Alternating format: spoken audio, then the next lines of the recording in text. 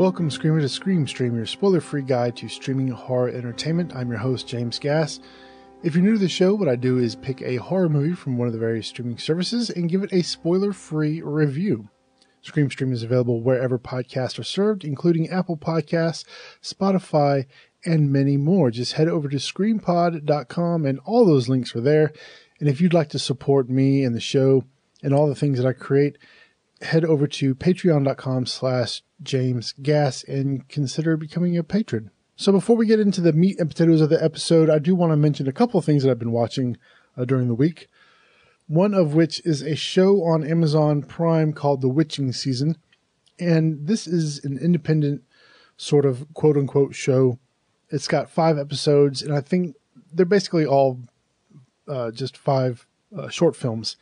And they range between 11 minutes or 9 minutes and 15 minutes, but the longest one is 31 minutes. And these are independent short films. They are low budget, but they have a really nice production quality to them. They're well acted, well written. I don't know if it's the same group that did all 5 of them. I think it is. I think it might be. I'm not real sure, but they are worth watching. And I will put a link to these in the show notes for this week's episode. I do recommend that you go and check those out. Then I also I started watching The Eye last night with Jessica Alba. And this is the American remake of I think it's Chinese horror film of the same name. I remember watching this movie many years back. I think it's about 8 years ago now. And I really liked it. I remember liking it. And I thought I'd revisit it and see if anything has changed, see if my thoughts have changed, because I don't really remember a whole lot about the film. So I started watching it last night. It's pretty creepy, just from the 30 minutes that I got to see. And I'll finish that up tonight. And then this weekend, we watched the new Netflix original horror film, Malevolent. I did not really like it. I thought it was a little pretty dull. The acting was okay, with the exception of one dude, the main character's brother. His acting was just not all that great. The rest of the actors were good.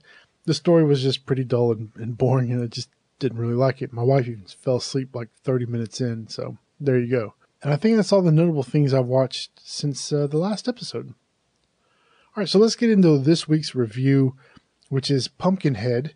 It was written by Patrick CarducciDirected.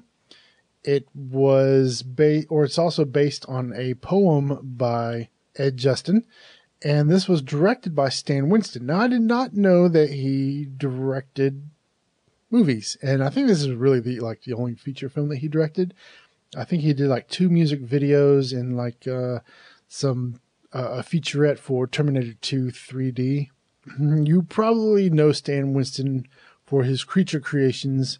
He worked on Aliens, Jurassic Park. He worked on AI. And he also did the created the monsters for Monster Squad. So a lot of visual effects and creature creations. But yeah, I did not know he was also a director as well. So there's your Stan Winston fun fact of the week. And the film also stars Lance Henriksen, Jeff East, John DeQuino, and Brian Bremer as Bunt. So for the brief plot synopsis, after a tragic accident, a man conjures up a towering and vengeful demon called Pumpkinhead to destroy a group of unsuspecting teenagers. So let's go ahead and get the technical stuff out of the way. Acting from the kids was okay, basically mediocre. Some of the characters were not very interesting, kind of goofy. I think one of the goofiest actors was Joel Hoffman, who played Steve. His whole dialogue presentation was just, I don't know, it's just so silly and so over the top. It was just a little silly. Most everybody did all right. Brian Bremer pretty much stole this show along with Lance Henriksen. Brian Bremer played Bunt. You'll have to watch the movie to see why, but he is probably the character I remember the most, even from when I was a kid. His performance was just really, really good. And then, of course, Lance Henriksen, who played Ed Harley. Did an amazing job as always. I think Lance Henriksen is like one of my favorite like horror icon actors, right up there with Robert Englund and Kane Hodder. Anytime I see Lance Henriksen, I'll probably watch the movie. So cinematography was good. I mean, it's classic film cinematography. Set design was great. You know, a lot of this is, I think the majority of it was done on location. I think there was a couple of sets, especially the set where Pumpkinhead is buried. That just looks really good. It sort of, I think, or I feel like Tim Burton drew a lot of inspiration from that when he was designing Sleepy Hollow, that kind of look and feel. Just that one little set had so much character to it and so much, I don't know, so much life about it. Really interesting set design on just that one little piece. Creature design, Pumpkinhead was super creepy. He didn't look overly fake. He didn't look. Sometimes when you build these creatures and design these suits, they look silly, but Pumpkinhead in this looked really good. He looked realistic, didn't look overly goofy, didn't look silly or anything like that. The actor who played Pumpkinhead was freaking amazing with just body movements. Tom Woodruff Jr., that's who played him, did just a really good job at creating or at bringing Pumpkinhead to life. Like, just was awesome. So this is one of those films.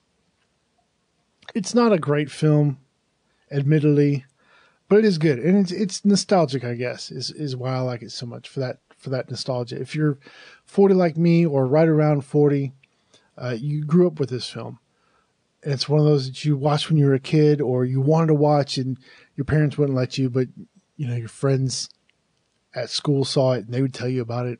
It's just one of those nostalgic watches. If you're just getting into horror, this is required watching for you. It's just great horror storytelling at its best, with the exception of the acting. But, you know, it is what it is.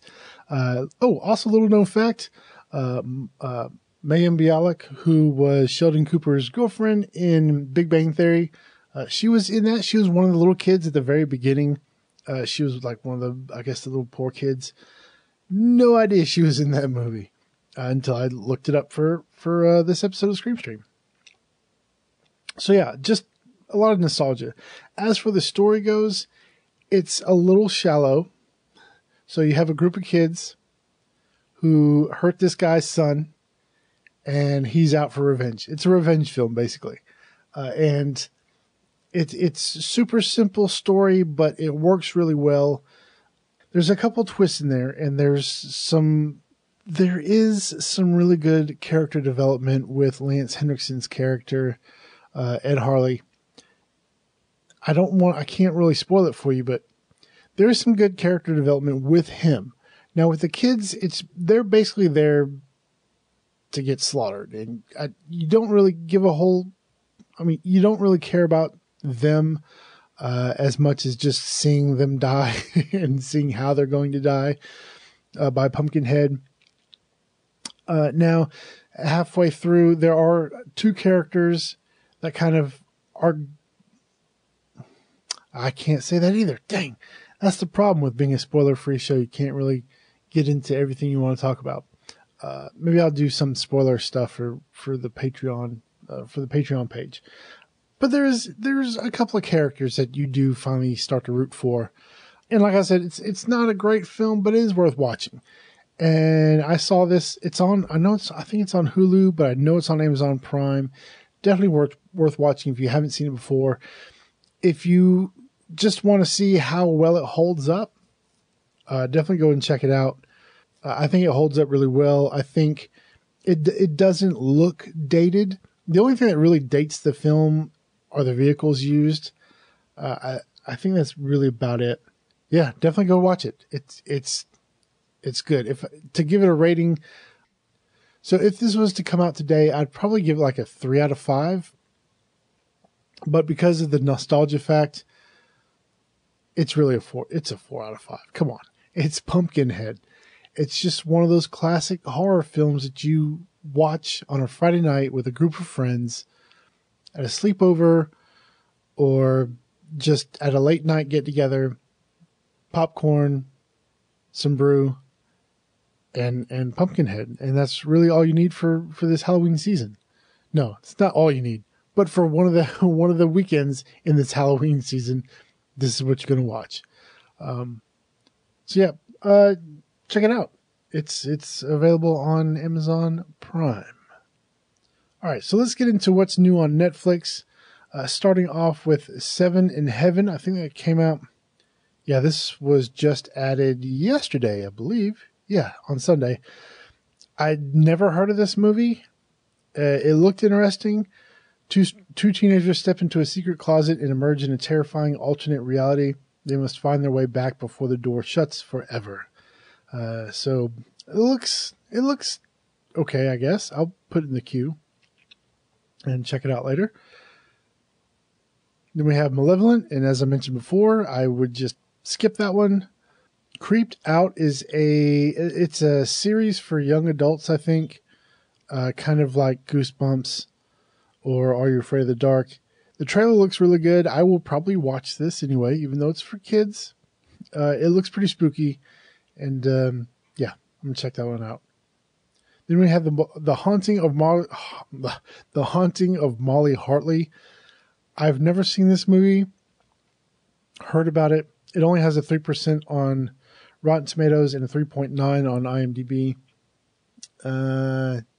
Yeah, I probably won't be watching that one either. Truth or Dare. Now, this is a British film that came out in 2017 or last year. I heard about it in 2015 when they were just starting production on it. And I've been interested I've been waiting to see this. It looks pretty cool, and it's in the queue. It's got a 5.1 on IMDb and a 14% on Rotten Tomatoes. I thought it looked pretty cool. The trailer looked all right, so I put it in the queue, and I'll probably watch it anyway. And then we also have The Shining, the 1980 classic Shining from Stanley Kubrick.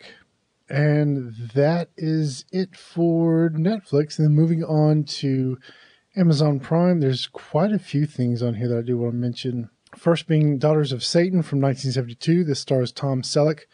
Actually a pretty cool film. If you haven't seen it, I do recommend that you check it out. We have Slender from 2016. This is another Slender Man film. Have not seen this. Haven't watched the trailer, but I'll probably put it in my watch list anyway. Then we have The Witches from 1968. Sugar Hill from 1974. This is actually a really good film. This is done during the exploitation films back in the 70s. Really good movie, actually, based on Haitian voodoo. Then we have Night of the Demons from 1988. Oh, I started watching this the other night, and I just hadn't gotten around to finishing it. I actually like that film. I watched it when I was a kid and thought it was pretty good. The Initiation of Sarah. I've heard of this movie. Haven't seen it. This is from 1978. I will probably put this in my queue and watch it later. Lord of Illusions from Clive Barker. That was a good film with Scott Bakula and Kevin O'Connor. Directed by Clive Barker as well. Scream and Scream Again from 1970 with Vincent Price. Stephen King's Pet Sematary from 1989. Motel Hell. If you haven't seen that, highly recommend it. Carrie. Jeepers Creepers. New Year's Evil. Haven't seen that, but I do want to watch it. I think it's supposed to be kind of just super cheesy. The Town That Dreaded Sundown from 2014. This was a really good movie. Highly recommend that one. Child's Play. And I think they're doing a remake now. They're in production. I don't know why they're remaking that film. It's a stupid idea. But that's neither here nor there. Vampire's Kiss with Nicolas Cage. The Town That Dreaded Sundown from 1977. I have not watched that one, but I probably will. The Fall of the House of Usher with Vincent Price. That's one of those films directed by Roger Corman. And he did a lot of those Edgar Allan Poe films.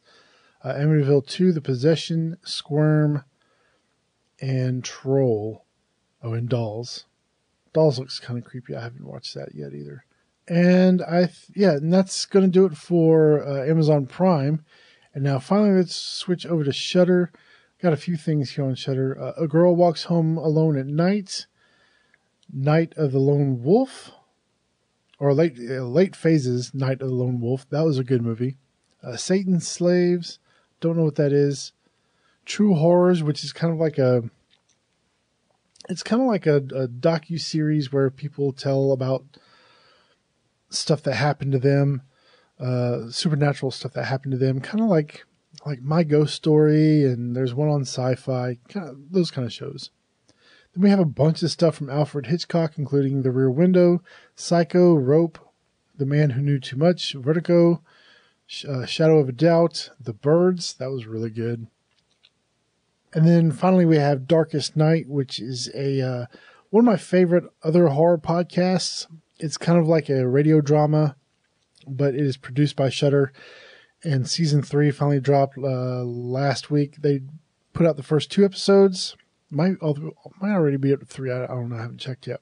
But that's now out. If you haven't listened to that podcast, it's really, really good.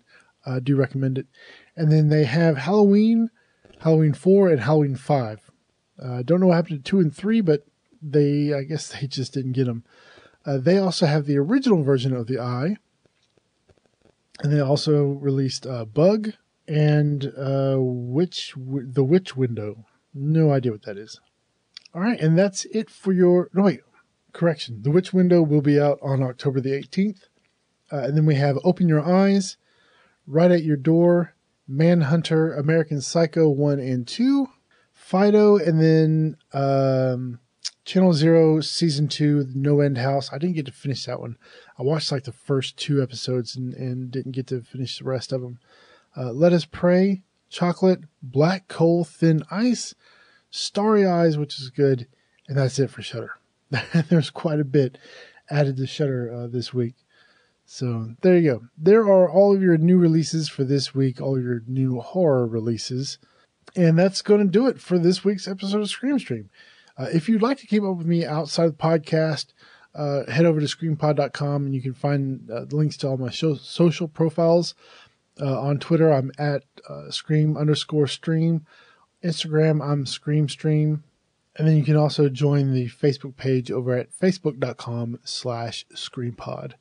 I post quite a bit of stuff over on the Facebook page. I'm trying to remember to do Twitter more and Instagram a little more. But mainly I post a lot of stuff over at the Facebook page. So go and check those out. If you'd like to support me and all the stuff that I create, head over to patreon.com/JamesGass. You can support the show over there. I'm working on a couple just extra stuff to do for patrons of the show. And then remember to subscribe in Apple Podcasts, Spotify, Overcast, whatever podcast you happen to use. Scream Stream is probably there. If it's not, let me know and I will get it there. And if you have a movie you'd like me to review, go to screampod.com/contact, fill out the form, and let me know a film that you'd like to hear me review or talk about or highlight or whatever. Just let me know, and I'll definitely add that to the queue. And, speaking of queue, next week I'm doing Always Watching, a Marble Hornet story. And as I've mentioned on the past few episodes, if you have not seen the Marble Hornets YouTube channel, please go and check that out. I think it's just do a search for Marble Hornets. It's like 93 clips. They're all really, really short. You can probably power through them within a couple days. Go and check out that YouTube channel. It is really well done. It's kind of like this found footage thing where this kid was helping his friend work on a movie for college and things go horribly wrong. And it's set in the Slender Man mythos universe kind of thing. I think this is probably the best Slender Man mashup I've ever seen. Just really well done. They're all shot on like a home video camera, but they're just so well written and so well acted. They just did an awesome job with that channel. But yeah, go check that out. And then next week I'll do Always Watching, which is a film set within the same universe. I think the original guys had something to do with it, but not a whole lot. But anyway, go and check that out. All right, and then finally, music used for Scream Stream was created by Kevin MacLeod over at incompetech.com. Until next week, I'm James Gass saying, if it was real, the cameraman would be dead too. Good night.